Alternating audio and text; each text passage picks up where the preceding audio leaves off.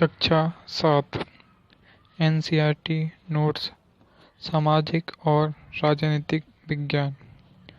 बाजार ऐसे स्थान जहां से हम अपनी ज़रूरत की सभी चीज़ें लेते हैं, जैसे सब्जियां, साबुन, दंतमंजन, मसाले, ब्रेड आदि। प्रकार कई होते हैं। बाजार के कई प्रकार होते हैं। साप्ताहिक, बड़े बड़े शॉपिंग कॉम्प्लेक्स, शॉपिंग मॉल,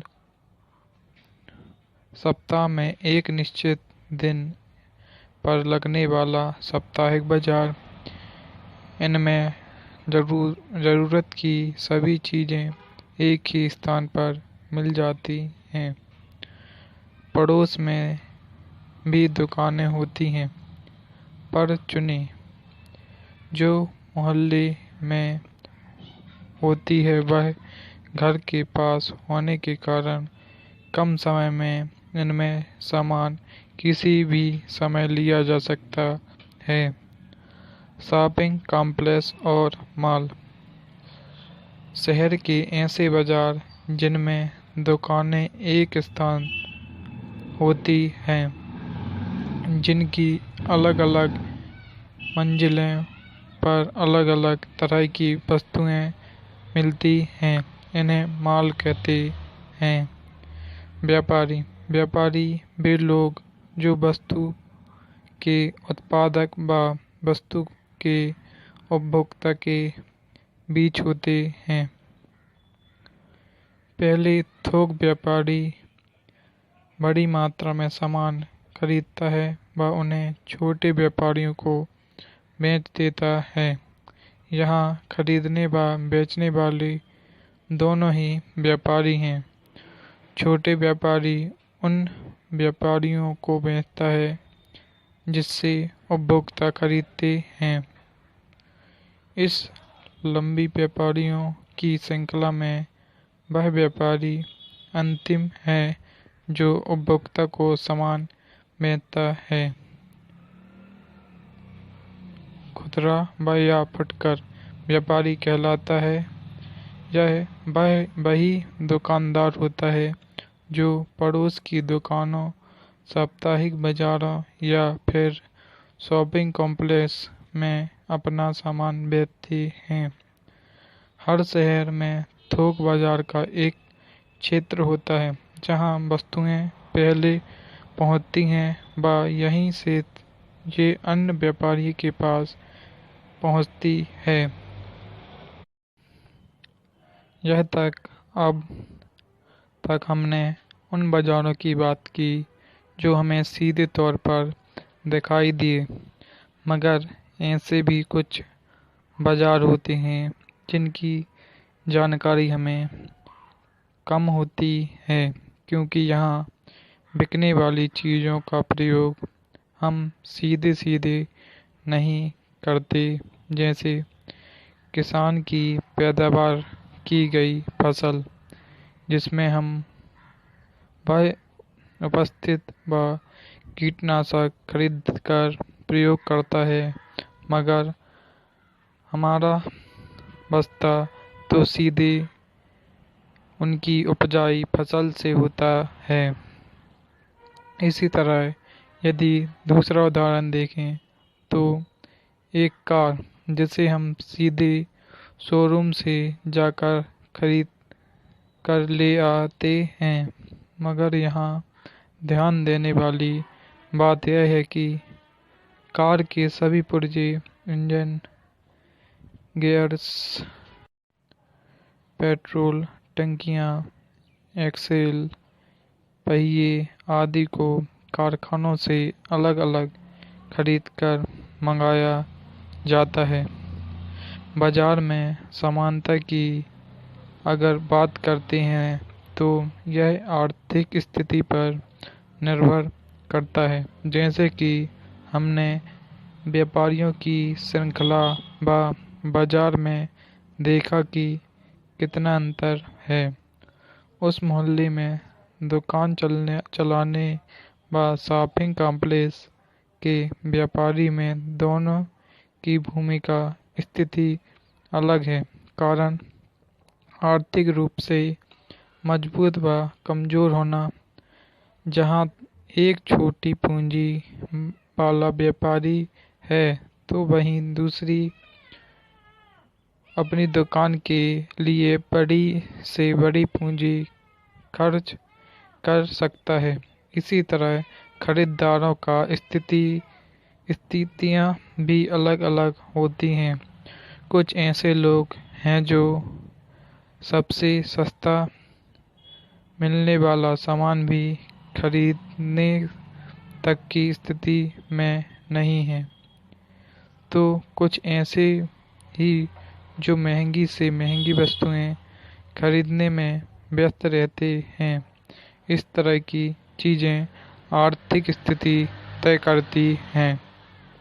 तो बहुत बड़ी मात्रा खरीदना और बेचना होता है। अधिकतर उत्पादन जो इनमें शामिल हैं, फल, फूल, सब्जियां,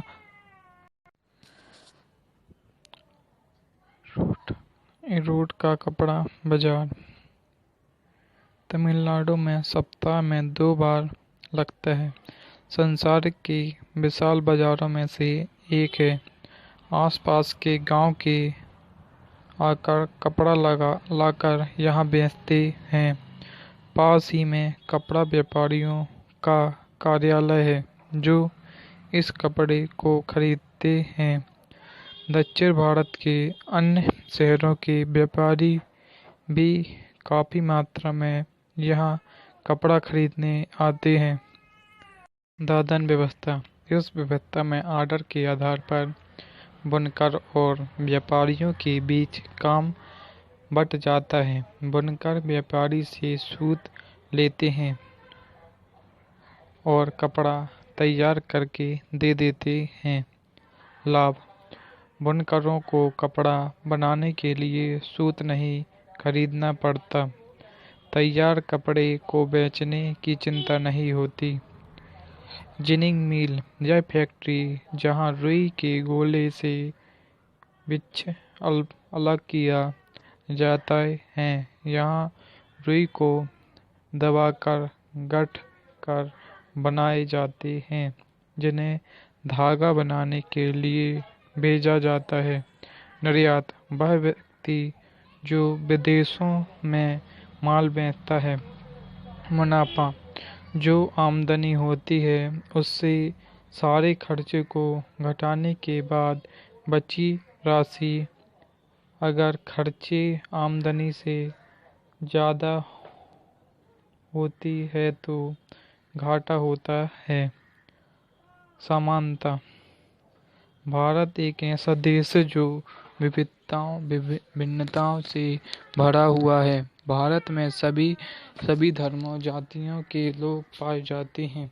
अक्सर हम यह कहते हैं कि भारत में सभी धर्मों के लोग प्यार व सम्मान के साथ रहते हैं, मगर सोचने वाली बात यह है कि क्या यह कथन पूर्णतः सत्य है? सत्य तो यह है कि भारत में आज भी असमानता और भेदभाव की जड़ें हरी हैं। यह भेदभाव कभी महिलाओं व पुरुषों के बीच होता है तो कभी जाति के आधार पर। इसके रूप आधार कार्य कई हो सकते हैं, मगर परिणाम सिर्फ पीड़ा है। प्रत्येक स्तर व स्थान पर लोगों को असमानता का सामना करना पड़ता है। कुछ लोगों ने अपनी एक अलग पहचान बनाई है। इन संघर्षों का विरोध करके खुद को एक बेहतर स्थान पर पहुंचाया है। हालांकि भारत में ऐसे बहुत से संघर्ष हुए हैं जिनका कारण अपने अधिकारों को पता व समानता हासिल करना रहा। मध्य प्रदेश का तवा मत्स्य संघ एक ऐसा ही संघर्ष है। तवा मत्स्य संघ छिंदवाड़ा जिले की महादेव पहाड़ियों से निकलने वाली तवा नदी होशंगाबाद में नर्मदा से मिलती है। बैतूल होते हुए 1958 में तवा एक बांध निर्माण का कार्य शुरू हुआ। 1978 में पूरा हुआ। जंगल के बहुत बड़े हिस्से के साथ कृषि भूमि भी काफी मात्रा में बांध में डूब गई, जिससे जंगल के निवासियों ने अपना सब कुछ खो दिया। कुछ ने बांध के पास रहकर मछलियां पकड़कर अपना जीवन बिताना शुरू किया, मगर इससे वे बहुत ही कम कमा पाते थे। 1994 में एक बड़ा बदलाव और हुआ।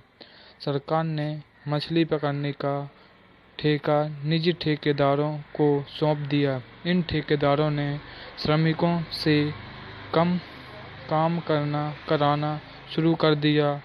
वहाँ के निवासी हटने को तैयार नहीं थे, तो गुंडों से धमकियां दिलवाकर लोगों को डराया धमकाया गया, जिससे तंग आकर सभी लोग एकजुट होकर साथ आए और इस तरह से तवा मत्स्य संघ का गठन हुआ। इस संघ के लोगों ने संघर्ष किया, रास्तों पर चक्का जाम आदि किया व सरकार से मांग की कि बांध में मछलियां पकड़ने का काम हमें दिया जाए। सरकार ने इस घटना की समीक्षा के लिए एक समिति का गठन किया, जिसकी अनुशंसा पर 1996 में एमपी गवर्नमेंट ने 5 वर्ष की लीव पर तवा मत्स्य संघ को मछली पकड़ने का अधिकार दिया। अब लगातार हर वर्ष तवा मत्स्य संघ के मछुआरे अपनी आय में इजाफा दर्ज करा रहे हैं, पहले की तुलना में 3 गुना ज़्यादा कमाने लगे हैं। लोकतंत्र के लिए समानता और उसके लिए संघर्ष एक महत्वपूर्ण तत्व है।